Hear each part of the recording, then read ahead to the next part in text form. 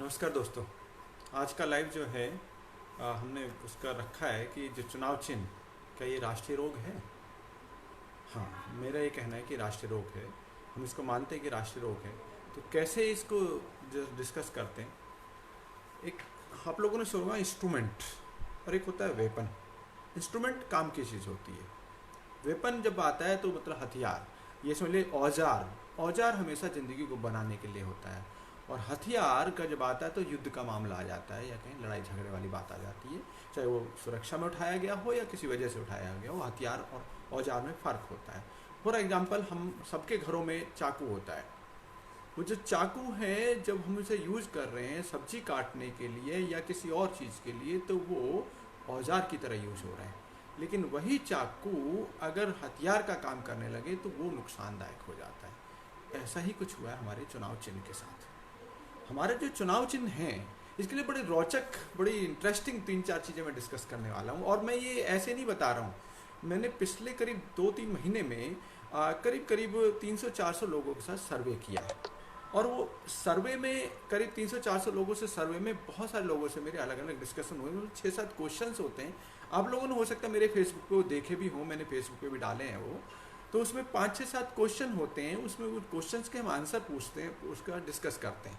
जैसे पहला क्वेश्चन उससे पूछा जाता है, क्या चुनाव चिन्ह अनपढ़ों के लिए लगाया गया है?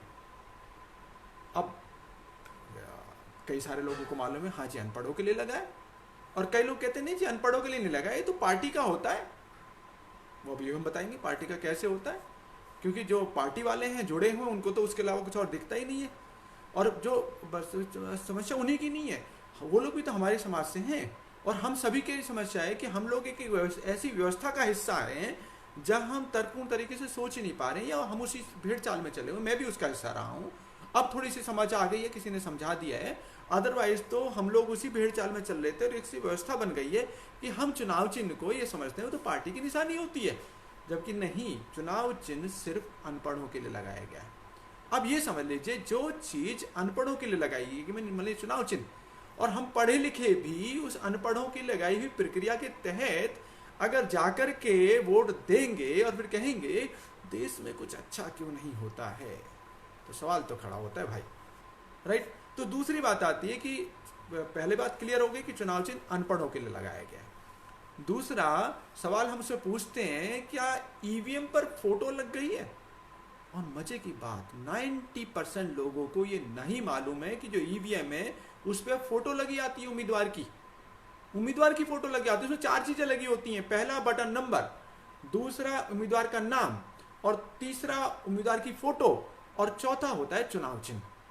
ठीक है जी। तो ये चारों चीजें सभी की लगी आती है। उम्मीदवार की फोटो 2017 के बाद जितने भी चुनाव हो रहे हैं उन सभी में उम्मीदवार की फोटो लगी आती है।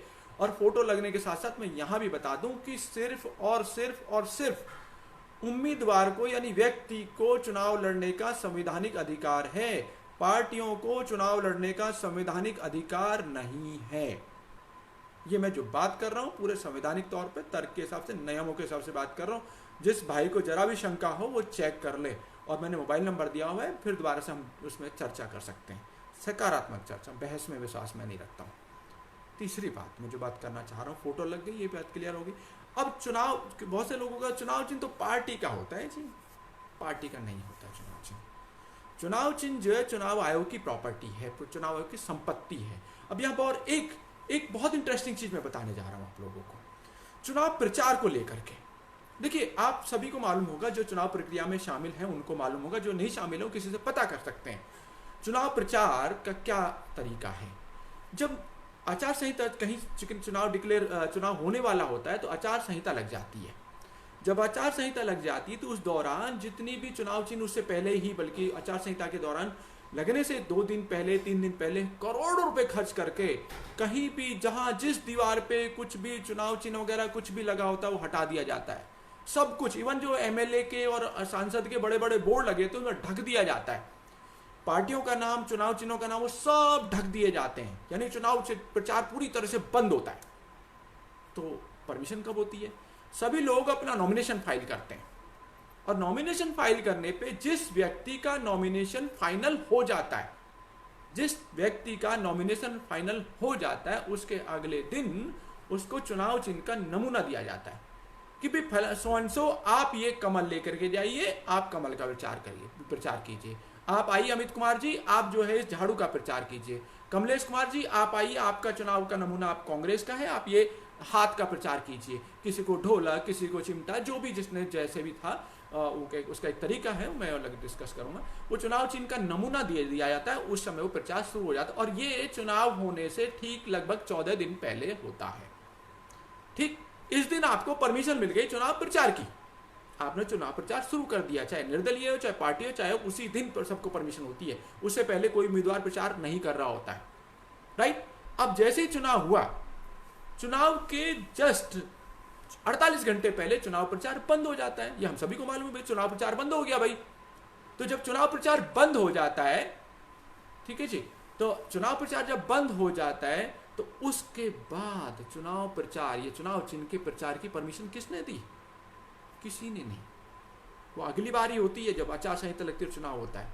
लेकिन ये यहाँ का धांधली कहिए या ये पार्टी तंत्र का लूट तंत्र कहिए, जिसके साथ इवन ये चुनाव आयोग भी इसमें नाकाम ये रहा कि वो चुनाव चिन्ह का प्रचार होने दे रहा है, तो जो टोटली इलीगल है, राइट। अब ये आती कि लोग सवाल उठा, मास्टर जी आपको इससे एतराज क्या है?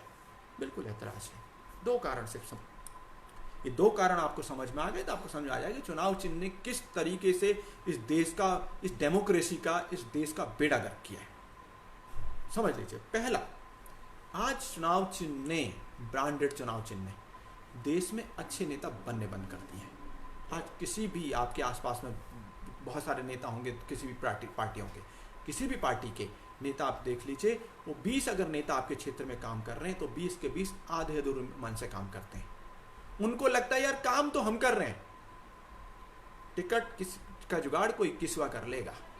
वो कैसे करेगा वो आप समझ लीजिएगा। तो कहते हैं 20 के 20 अधूरे मन से काम करते हैं, यार काम हम कर रहे हैं, टिकट का जुगाड़ कोई किसवा कर लेगा, हम तो ऐसे ही रह जाएंगे। लोगों से कमिटमेंट हम करेंगे, काम होगा नहीं, लोगों से शर्मिंदा हमें होना पड़ता है, इसलिए वो अच्छे नेता। जो समय और ऊर्जा किसी क्षेत्रीय नेता को, किसी पार्टी के नेता को लोगों के बीच में जाकर के जन सेवा कर करके अपने आप को निखार करके अच्छा नेता बनाने में लगानी चाहिए, वो समय ऊर्जा कहाँ लगाते हैं? वो बड़े नेताओं की चापलूसी में, टिकट के जुगाड़ में। और इसलिए कभी अच्छे नेता बन ही नहीं पाते भाई, जमीन पे उतरे ही नहीं, टिकट के जुगाड़ में लगे रहे, बड़े नेताओं को माला पहनाने में, उनके पोस्टरबाजी में लगे रहे, सिर्फ उनको खुश करने के लिए पोस्टरबाजी और सब कुछ उसमें लगे रहे, तो अच्छे नेता कहां से बनेंगे? तो सही बताएं तो अच्छे नेता बनने बंद हो गए। और बहुत सारे, जो मैं बोलता हूं थोड़ा सा शब्द अपशब्द वाला लगता है, कि जो बहुत सारे आज जो हमारे सदनों में लोग पहुंच रहे हैं, वो चुनाव चिन्ह की नाजायज औलादे हैं। वो चुनाव चिन्ह का नकाब ओढ़कर जो अपने बलबूते जीत रहे हैं वो अच्छे हैं, कुछ जो पहुंच रहे हैं वो सिर्फ चुनाव चिन्ह का नकाब ओढ़कर पहुंचे, उनमें कोई क्षमता है नहीं, राइट। और यही देश का बेड़ा गर्क हो रहा है। दूसरा समझ लीजिए, पार्टी तंत्र का जो दूसरा बड़ा नुकसान है। सपोज मैंने कहा ये हमारे साथी हैं यहाँ, कमलेश जी इसमें हैं हमारे साथ। सपोज कमलेश जी का एग्जाम्पल ले लीजिए। हम बहुत सारे लोगों ने सोचा यार ये कमलेश ना बड़े एक्टिव व्यक्ति हैं, बहुत अच्छे व्यक्ति हैं, इनको एक काम करते हैं ना, इनको इस क्षेत्र का विधायक बनाया जाए। ये स्विच ऑफ कर देना फैन का। तो हमने कहा जी कमलेश जी को विधायक बनाने के लिए हमें तैयारी करनी चाहिए, बड़े अच्छे व्यक्ति हैं। हम 100-150 लोगों ने, सरफिरो लोगों ने ठान लिया कि भाई इस बंदे को तो हमने विधायक बनाना है, बहुत अच्छा व्यक्ति है। तय हो गया जी। कमलेश जी मना कर रहे थे, लेकिन समाज के नाते वो तैयार हो गए। फिर एक तो हमारे साथियों ने बोला कि भाई ऐसे जीतेंगे नहीं, अगर जीतना है तो इनके लिए किसी ना किसी ब्रांडेड चुनाव चिन्ह का इंतजाम करना पड़ेगा, तभी जीतेंगे, वरना जीतेंगे नहीं आज की व्यवस्था में। हम चाहते ना चाहते किसी तरह से तैयार भी हो गए, और हमने सो कॉल्ड इनके लिए एक ब्रांडेड चुनाव चिन्ह का, सो कॉल्ड में हमारे दिल्ली के हिसाब से मैं झाड़ू का एग्जाम्पल ले लेता हूं। हमने झाड़ू के चुनाव चिन्ह का, इनका ये सिर्फ एग्जाम्पल के लिए ले रहा हूं, तो झाड़ू के चुनाव चिन्ह का इनके लिए इंतजाम कर, यानी झाड़ू का नकाब इनके चेहरे पे लगा दिया। अब जैसे इलेक्शन हुए ये जीत गए, जीतने के साथ ही एक स्वाभाविक सा मन में ख्याल आया व्यवस्था के हिसाब से, क्या लोगों ने तो वोट झाड़ू को दी, मैं तो झाड़ू की वजह से जीता हूं, और झाड़ू मुझे दिए पार्टी ने, तो इसका मतलब मैं तो पार्टी की वजह से जीता हूं। ये तो बड़ी खराब है। अब जैसे उसको दिमाग में आया कि मैं पार्टी की वजह से जीता हूं, उस बेचारे की मजबूरी हो, और देखिए मैं अच्छे व्यक्ति का उदाहरण ले रहा हूं, उस बंदे की मजबूरी हो गई पार्टी सेवा करने की। हमें चाहिए था, हम जैसे लोगों ने उसे खड़ा किया था इसलिए कि हमें एक जन सेवक मिलेगा, और हम फिर ठगे हुए महसूस हुए रहे, हम फिर ठगे गए। हमें लगा यार चाहिए था जनसेवक, मिला पार्टी सेवक। एक्चुअली उसका दोष है, न किसी और का दोष है। पार्टी तंत्र की व्यवस्था ऐसी बनी हुई है, इस व्यवस्था को तोड़ने की जरूरत है। तो पार्टी सेवक बन गया। अब पार्टी सेवक बन गया और मजे की बात, तो पार्टी का गुलाम कब बन जाता है? जब उस जीते हुए विधायक को यह पता चलता है कि कोई एक विधायक अगर कुछ कत्ल भी कर दे, 2-4 कत्ल भी कर दे, तो सुप्रीम कोर्ट भी उसकी विधायकी इमीडिएटली खत्म नहीं कर सकता है। लेकिन पार्टी के खिलाफ अगर मुंह खोला, पार्टी के हिसाब से नहीं चले, तो पार्टी दल बदल कानून के तहत उसकी विधायकी खत्म कर देगी। यानी जितनी पावर सुप्रीम कोर्ट को नहीं है, उससे ज्यादा पावर पार्टी को दे दी गई।